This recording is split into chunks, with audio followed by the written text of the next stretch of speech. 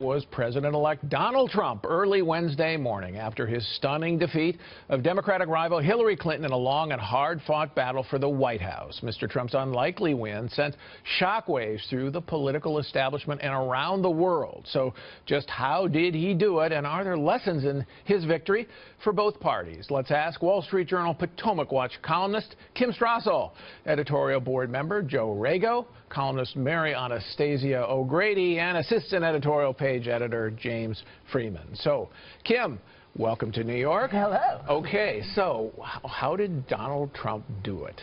Well, look, first of all, I think you've got to remember it was his message out there, and many of these things, you look at the people that he won in the end. A lot of union households that Hillary Clinton should have done much better on, manufacturing states, energy states. You know, this was a message to working white Americans that resonated in the end. And I think he also had some good ground game help from the RNC. He did better among union workers than any Republican since Walter Mondale in 1984, and of course that was then Ronald Reagan rather, and that was the landslide. So you're saying was it the economic message? Is that what it was? It was the economic message. These were left behind workers, people who believe that Washington is not working for them, and I think his policies and his promise that he would represent them in Washington flipped a lot. Look, we had some 700. Is that how many counties voted for Obama? That in the end twice. How many of those, again, flipped to? One-third. One-third of them. I mean, so these are people who, they're kind of in the middle. They voted for the president before, President Obama, but they felt that that administration had not served them. And just on that point, 13 counties in Michigan alone from 2012. That's an enormous number of counties to have flipped in one presidential cycle. Yeah, that's true, and I agree with Kim that there was a lot of dissatisfaction amongst white working class voters, but I don't think it explains the victory. I think if you want to understand the victory, you have to first of all admit that this was a national referendum on Barack Obama, 8 years of Barack Obama, and a very weak Democratic candidate, Hillary Clinton. And if you look at the white, educated, college-educated voters, that number was much higher than what was anticipated in the polls. And things matter at the margin. And I think that margin was a bunch of those people who said they didn't like Trump, but looking at Hillary Clinton and looking at the last 8 years and saying, I can't take any more of this. That's an important point. We all talked here for weeks about how college-educated Republicans might not vote for a Republican presidential nominee for the first time ever. And in fact, in the end, he won them by, what, about 4 points, something like that, Joe.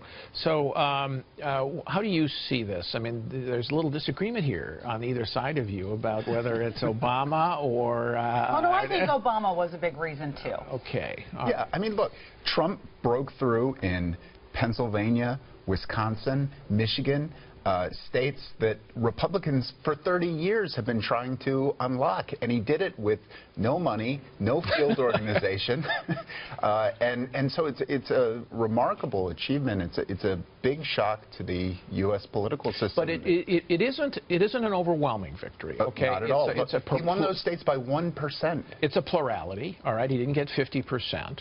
So there was still a contingent quality to this in the sense that they're saying, well, yeah, we're rejecting what we have seen and we're rejecting the Democrat, but we're not fully embracing Donald Trump.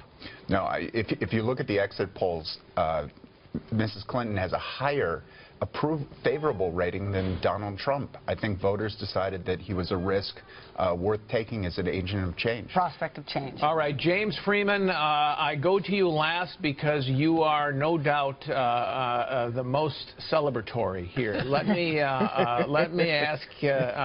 I mean, where would you put your? What's your #1 explanation?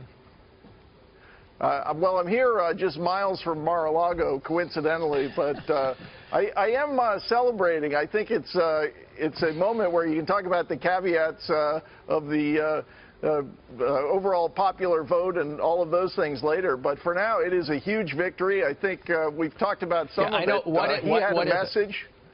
She had no message. She had basically criticisms of Donald Trump in her advertising and speeches. He was talking about economic revival to a country that was very focused on and needed economic growth. I think the repudiation of Obama is a big part of it. And you talk about confounding the experts. He, unlike Hillary Clinton, he really improved. You go from the debates last winter, where he seemed to know almost nothing about policy. You get to that last presidential debate and with he still her, seemed not to know a lot about policy, James. I'm sorry. He was beating her in a debate on constitutional jurisprudence. He actually knew what the Heller decision on the Second Amendment said. I think he really obviously confounded a lot of experts. He improved, and he had a message. And he was speaking to people that are being ignored. Okay, Kim, what credit do you give? Joe mentioned the lack of a ground game and the lack of advertising. What credit do you give the Republican National Committee and Reince Priebus? A lot. The more people look at this, the more this has come out. You know, the RNC had 315 field offices, 7,600 paid employees. They made 24 million home visits, 26 million calls. Just to give you a different... Were they better on the big data this time? They were great on the metadata. That was an operation that they have been pouring money to into the last 4 years. But just to give a comparison, in September, Trump had one field office in Florida. Hillary Clinton had 51. The RNC had 62. Wow. So and by the way, Reince Priebus, I think the other thing he gets credit for is there were people that wanted him to, at one point, direct more money into advertising. He kept it in the ground game. There were also people that at one point wanted him to abandon Donald Trump and go down ballot. He didn't do that. And I think that that's one reason why you now hear Mr. Trump talking about, perhaps a cabinet position. All right.